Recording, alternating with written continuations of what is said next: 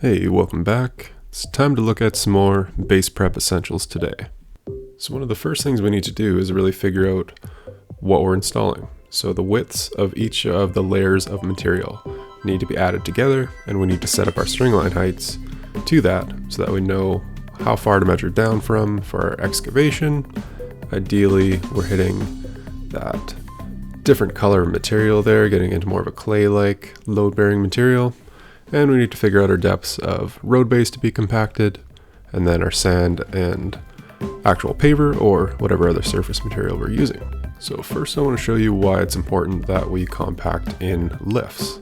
So we don't want to add more than 4 inches of road base or open graded base material at a time, so that each layer is compacted properly. Usually we'd be using a plate compactor, but I'm showing you it with a hand tamper here for an example. So each layer is going to compact down until we get to our typical 6-inch depth of material. 4 inches being the absolute minimum for residential pedestrian traffic. Now I'd like to show you what I typically do to break down just a simple rectangular patio. I'm going to break it up into sections, so about the width of a screed rail or a 2x4, usually an 8-footer or even a 6-footer depending on the size, so that I can get my heights correct in the center as well. And I'm going to pile up material, spacing it out so that I roughly have 3 or 4 inches for each lift as I bring in road base. So I'm going to work that one side all the way back, get it to the right height, just raking underneath the string line as a rough gauge. And then I'm going to work the other side all the way back to my starting point as well. From there, each layer I need to compact.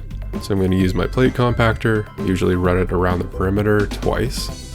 And then I'm going to go in one direction, making sure to overlap really nicely. And I just go around the perimeter again, and then going back over it the other direction, and repeat until the base feels really nice and solid. And you can actually feel and hear the compactor as it works on the gravel once that base starts to get hard. So let's look at a sequence here. So from grass to excavation, using our finished height on the string lines to measure down from to make sure we hit our target depths. And then if our base isn't ideal, we can use a geogrid or geotech cloth. That's going to help stabilize the base and keep those layers separate. Just want to make sure we overlap it at least 12 inches, and we can start to build up our base nice and solid from there. So we have our initial layers of material, usually 2 or 3 lifts, compacted exceptionally well in between.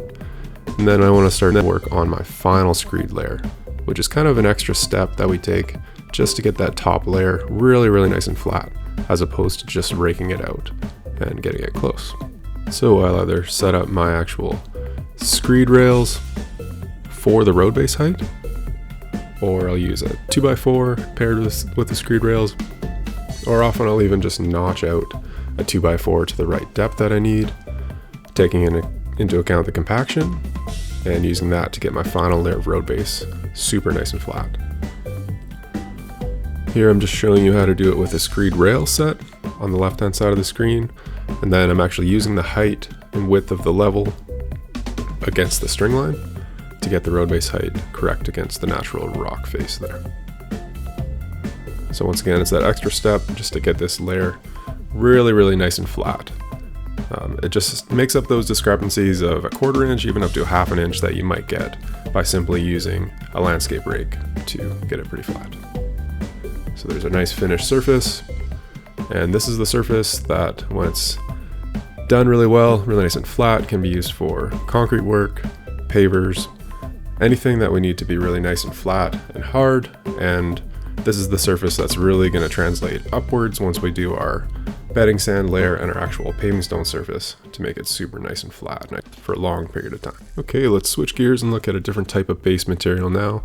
This is a 3/4 inch clear crush material that we're going to use for an open graded base to allow for some added drainage. For areas where freeze thaw actually moves the ground around quite a bit over the course of a winter or a couple winters, an open graded base is typically used just to help mitigate some of that. So it's going to allow water to flow directly through it. Usually that has to be paired with a surface system, so a paving stone that has bigger joint widths and allows water to travel through it as well. It can be compacted the same way as a standard road base, but it's adding that drainage capability that we don't get with our road base material. The same principles apply in the sense that I don't want to add more than 3 or 4 inches at a time to allow for proper compaction of each layer. It's just different because there isn't the small and medium particles paired with the large particles in this gravel. So all those smaller voids are left open, but the gravel's still locked together, but it leaves space for water to travel through, as you can see. Pairing it with a 3-inch perforated pipe or 4-inch perforated pipe system, we can make sure that water is going to get out of our base prep zone and mitigate some of that freeze thaw action. So whether it's an open graded base or a standard road base installation for pavers, it's key that we set up our finished heights, work down from there in terms of measurements for our excavation height, build up our layers, not more than 3 or 4 inches at a time, compacted exceptionally well, and that all translates up into a beautiful finished product. And you use these simple techniques for any kind of base prep for any project. All right, thanks for joining me. Talk to you soon.